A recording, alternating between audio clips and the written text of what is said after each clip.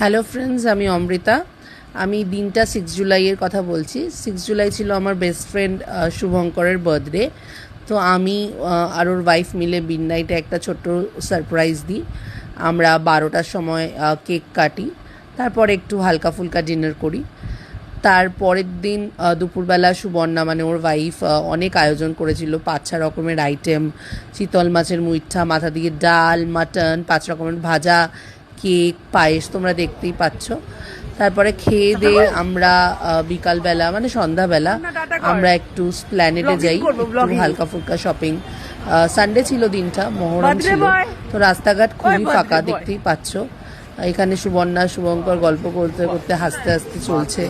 আমি আবার বললাম চল আমি একটা চ্যানেল খুলি, বরঞ্চ ব্লগিং করবো।